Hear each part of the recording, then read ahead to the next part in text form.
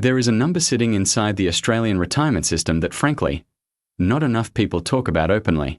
And if you are renting right now and planning to retire in the next 5 to 15 years, that number changes everything about how much super you actually need. Fair enough. The standard figure you see everywhere sounds reassuring.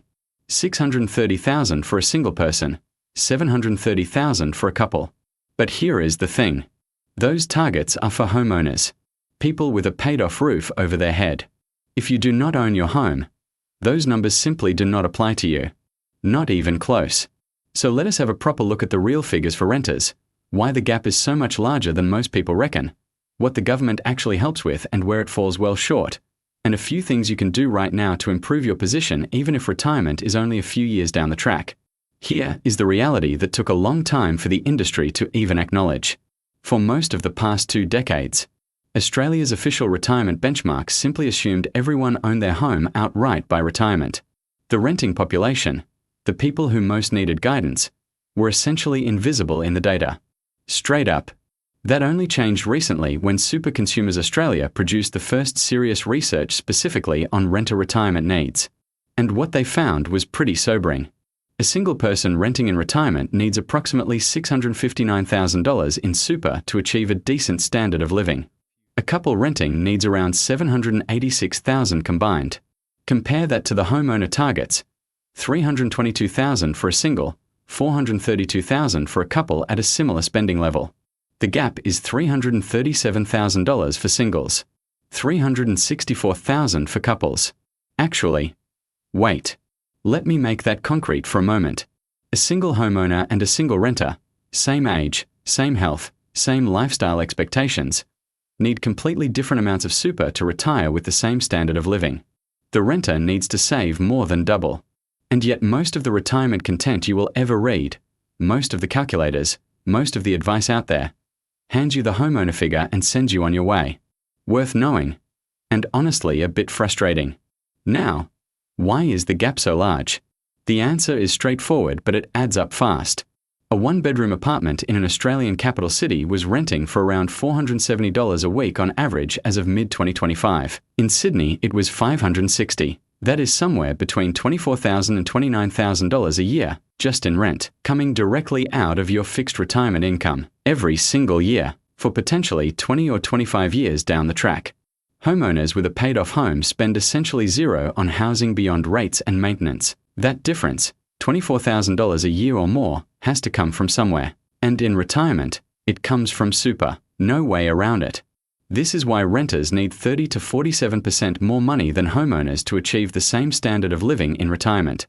That figure comes directly from Super Consumers Australia's research using actual Australian Bureau of Statistics spending data, not theoretical budgets, real numbers from real retirees. Here is something worth understanding properly. The government does provide some help for renters on the age pension. It is called Commonwealth Rent Assistance, and as of 2026, a single pensioner can receive up to $219.40 per fortnight. A couple receives up to around $206.80 combined per fortnight. That sounds useful, but have a look at the actual maths.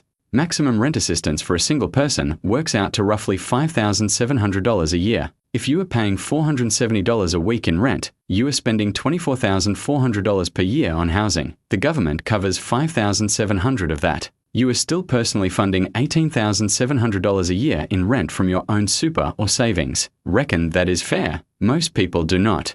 And here is the part that makes it worse. Commonwealth Rent Assistance increased by only 2% between September 2024 and September 2025.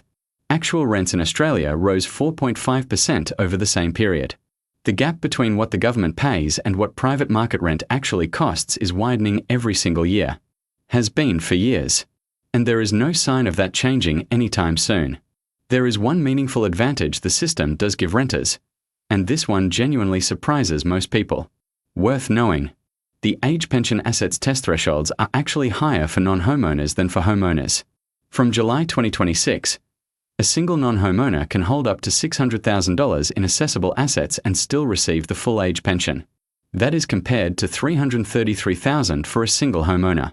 For couples, non-homeowners can hold up to $766,000 combined for the full pension, compared to $499,000 for homeowners.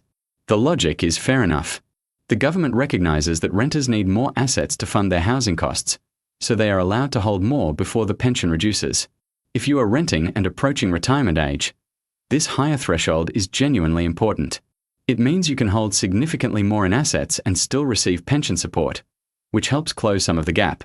Now, what can you actually do if you are renting and retirement is 5 to 15 years down the track? First thing, and this matters more for renters than almost anyone else, maximize your super contributions in the years you still have. The concessional cap from July 2026 is $32,500 per year. If you have had years where your total super balance was under $500,000, check your carry-forward concessional contributions on MyGov. You may be able to contribute more than the standard cap this year and claim a full tax deduction on it. For someone in the 32.5% tax bracket contributing an extra $50,000, the tax saving alone could be over $16,000. Spot on, worth checking. Second thing, think carefully about housing before you retire. The numbers are clear. Every year you spend renting in retirement costs you significantly more from your super than if you owned. If buying is genuinely not possible, then planning for a higher super balance is not optional. It is essential. Third, Commonwealth Rent Assistance. Make sure you are claiming it if you are eligible. It is not large, but it is real money and it is there. Have a look at servicesaustralia.gov.au to understand whether you qualify and how much you are entitled to. And fourth, if your rent situation feels genuinely unstable or housing stress is already affecting your retirement planning, look into state government social housing options early. Waiting lists can be long. The earlier you sort that out, the more control you have down the track. The information for all of this is on the Services Australia website at servicesaustralia.gov.au, and the Super Consumers Australia research is published at superconsumers.com.au. Both are worth a look, but they are dense and take time to work through properly. That is exactly what this channel is here for. Every week we go through what has changed, what the real numbers are, and what it actually means for Australians in their 50s, 60s, and 70s. No jargón, no fluff. Just the stuff worth knowing. If that sounds useful, subscribe to Super Ease Australia and you will not have to spend hours hunting through government websites to stay across it. Drop a comment below and tell me this. Do you own your home or are you renting heading into retirement? No dollar amounts needed. Just your situation. It helps shape what we cover next.